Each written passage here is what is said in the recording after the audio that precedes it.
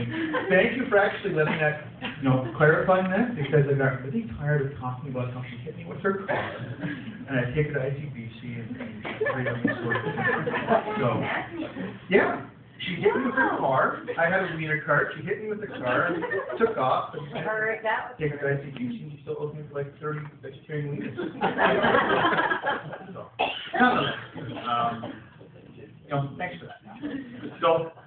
It also, if you pick up the trend of a little bit of clumsiness or there's the right thing to do and the wrong thing to do, I thought I'd share a little bit about how I proposed.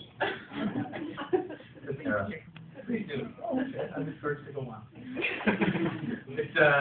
Actually it was planned to happen on February 3rd on a Saturday, and my plan was we were going to go to dinner and I popped the question at dinner.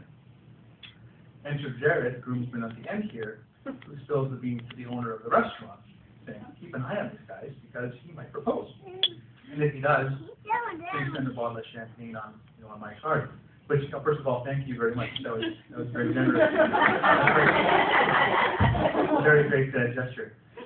However, it also introduced the weird reaction that I'd received by having a restaurant that was actually happy to see me. So it started to set a really surreal stage. Also, anybody that's from the downtown area knows that there's any kind of event downtown, parking is really difficult to find, yet parking right in front of the restaurant was there for us. So the jig was up. So rather than propose that night because it was going too well, and Erica knows, she just knew that something was coming. And all the guiding principles I had regarding the proposal, she said it had to be a surprise. Okay. So the very next day, we were actually going to the Super Bowl party of all places, and we thought we'd swing by a little store called Kids Books. So we like going in there and reading kids books. It's kind of like what we do, I guess. I have a tough job. I need to read little books sometimes. Wait one line. And then I had to basically gauge the situation for a right time to do the deed and go down one knee and propose. And the time seemed right. I found the book. I did a segue by just reading this little kid's book. And the next thing she knows, I'm on my knee with the ring. And I'm waiting for the answer that every person wants to hear when they say, will you marry me? And the answer I got was, get up!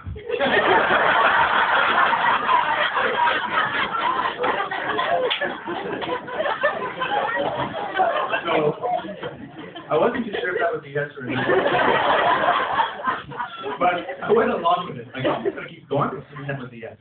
And then she took the ring, and I thought, okay, I guess that is a yes.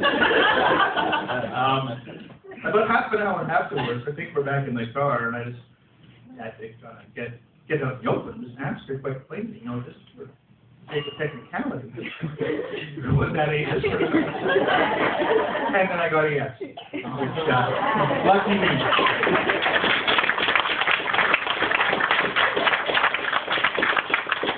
So that's essentially the story of the proposal and the team event that took us here today. Nothing like Garrett punching himself in the face, putting a dress on, or anything. Oh, I made that up. I made that. That did not happen. But I have a lifetime to go still. So. I want it to be a long life, not a short one. So I wanted to thank you, first of all, for coming out. Lisa, thank you for sharing the story of the cross-country tips, the trip. I actually had the exact same experience with my sister, except I wasn't privy to having the glory of a line. I had the footwell of like a mid-70s Chrysler. And Fiona, who's that momentarily, had the entire back bench seat to herself. So this was a bit of a sore back from it, but I had the transmission tunnel from Sudbury to about, I think, Jasper. And then I was allowed to, sit on the seat like a real person. There's a lot of that going around. I also just wanted to, thank some of the folks that came out of town to join us tonight for this special occasion. People from as far away as Peak Island Like Shelley and Nick and Rebecca, Yumiko, Jamie. We kind of kept you all together. You're all just a bunch of, island miscreants. And then we have, well, we also have the Whistler contingent. Well, we'll say Whistler, but, like Kirsten and Rob. And Bellingham, we have Linda all the way from Bellingham. Thanks for coming out. I'm sorry our dollar is better than yours.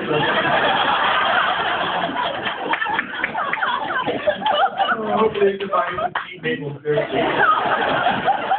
Smoked salmon. They're covering your losses up here in Canada. And from Seattle we have Eleanor, we have Dawn, we have Jeannie, we have Murray in the back there. Thank you for joining us tonight. We have Darlene, Roger, and from Ontario, from the center of the universe. From Gary, Sally. We have Julia and Paul. We have Sylvia and Brian, of course, who would probably argue that they brought the good weather with them from Toronto. So, you packed it, you brought it over, so we'll. Hey, 32 when I left, man. 32 when you left. 32 hasn't shown up yet. But the sun did. And Jen. And then, also Jen, thanks for putting together that awesome slideshow. That little gallery of every embarrassing photo that needn't have been. You're lucky I edited it before we actually started it. It was edited. Unedited copies are probably available by asking for. And coming from the motherland, we also have my cousin Neil. Thanks, Neil. Thanks for coming out. I've gone through support in the last few days as we've been running around like headless chickens, trying to put together as much as we could because we're also kind of on a budget ourselves. So printing all our own stuff and folding our own stuff. And there was Neil in the thick of it, like a dirty shirt. Thank you very much, Neil. And he's also acting as proxy for some of our other families who couldn't make it here from Scotland. They saw fit to actually send a little camcorder on their app. So he made a little camcorder floating around that pretend that's Scotland. And it's going back. So as I was saying, when I go to Scotland, I'm just sending a camcorder instead of, they can take it from, place to place on my behalf. And that was, sorry. Oh, sorry, you're right. Oh, I missed the Calgary. You know why? They're so thin. If they turn sideways, I don't see them. So we have I'm getting teleconference back. There's Don and Brenda from Calgary. And shall we introduce the Kelowna contingent as well? I was really debating whether Kelowna really is an out-of-town jaunt. I mean, you guys are down here all the time anyway. But we have my mother, who's gracious from Kelowna. And we have, again, my sister with a file full of $5 bills over there. I think that's her tip to me. I'll go grab that. And we have Barb and Dick, the Outlaws. From Kelowna. Dick and Barbara. Again, pleasure to see you. Wouldn't have missed it. Excellent. And I'm going to hand this over to my bride, just so I can control and saying, I'm still, even though it's my last chance to ever hand, I still have the wireless. I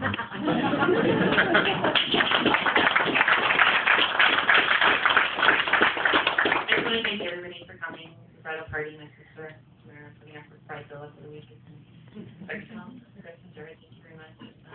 Everybody else that came out. And if you could just post my number to everybody. So that you guys do. Hey, Smiley! Do the bear. And that's you're doing a very good job watching you.